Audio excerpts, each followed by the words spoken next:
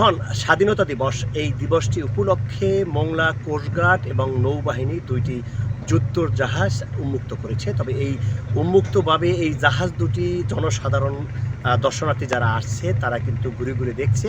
এছাড়া উপকূলীয় অঞ্চলে যে শত্রুদের দমন করতে অর্থাৎ শত্রুদের মোকাবেলা বা শত্রুদের বিরুদ্ধে যুদ্ধ করতে যেসব ম্যাটারিয়ালসগুলো ব্যবহার করা হয়, কামান ব্যবহার করা হয়, গোলা বারুদ ব্যবহার করা হয় এবং উপকূলীয় অঞ্চলে যেসব জিনিস দিয়ে মানুষদের শত্রুর মোকাবেলা করতে সেগুলো কিন্তু মানুষদেরকে যারা দর্শনার্থী যারা আসছে তাদেরকে ঘুরে ঘুরে দেখাচ্ছে। এবং তারা যারা ছাত্রছাত্রী যারা রয়েছে তারাও কিন্তু এখান থেকে সেই শিক্ষা নিচ্ছে। অর্থাৎ যুদ্ধের সময় যদি যে বিদেশি সৈনিকদের সাথে কীভাবে যুদ্ধ করতে হয় উপকূলীয় অঞ্চলে অর্থাৎ নৌপথে যুদ্ধকালীন সময় কী কী জিনিস ব্যবহার করতে হয় সেগুলো কিন্তু ঘুরে ঘুরে দেখাচ্ছি। আমি আপনাদেরকে বলতে পারছি যে বাংলাদেশ নৌবাহিনী বিএনএস আবু বকর এবং বাংলাদেশ কোস্টগার্ড পশ্চিম জোন বিসিজিএস কামরুজ্জামান এই দুইটি যুদ্ধ জাহাজ কিন্তু উন্মুক্ত করে রেখেছে। তবে কোস্টগার্ডের পক্ষ থেকে যেমনটি জানানো হয়েছে যে এই যে বিসিজিএস কামরুজ্জামান 2020 সালের 15 নভেম্বর এটি কমিশন করা হয়। এটির দৈর্ঘ্য কিন্তু 285 ফুট এবং প্রস্থ 34.4 ফুট এবং এই যে জাহাজটির গভীরতা কিন্তু 18 ফুট, যেমনটি আমাদেরকে কোস্টগার্ডের পক্ষ থেকে জানানো হয়েছে। এই জাহাজটির গতিবেগ প্রতি ঘন্টায় 26 মাইল কিন্তু এর গতিবেগ রয়েছে, যেমনটি আমাদেরকে কোস্টগার্ডের পক্ষ থেকে জানানো হয়েছে। এবং এছাড়া এই যে জাহাজটিতে যখন নৌপথে যখন তারা টহলরত অবস্থায় থাকে তখন 109 জন নাবিক এই জাহাজটিতে থাকে।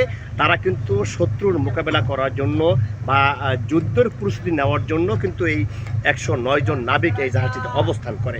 এবং এই জাহাজটি কিন্তু ইটালি থেকে নূতনভাবে গড়ে বাংলাদেশ কোস্টগার্ড পশ্চিম জোনে কিন্তু আনা হয়েছিল। এবং এই জাহাজটি দিয়ে উপকূলীয় টহল, চোরাচালান এবং জলদস্যু দমনে সমুদ্রের নিরাপত্তা রক্ষায় কিন্তু তারা সর্বক্ষণিক কাজ করে যাচ্ছে, এমনটি জানিয়েছে আমাদের কোস্টগার্ডের পক্ষ থেকে।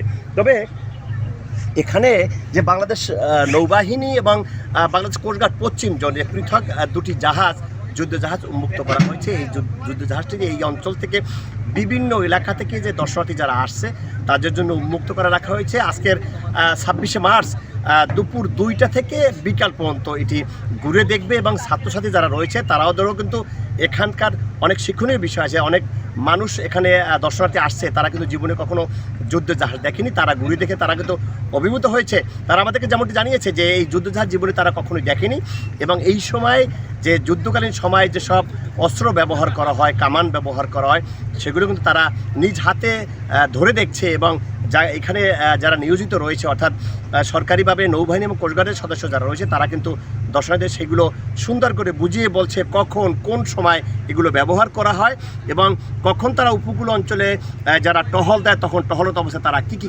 কার্যক্রম করে। তবে এই ছিল আমার কাছে কোস্টগার্ড এবং নৌবাহিনীর যে দুইটি যুদ্ধ জাহাজ উন্মুক্ত করা হয়েছে তার সর্বশেষ খবর।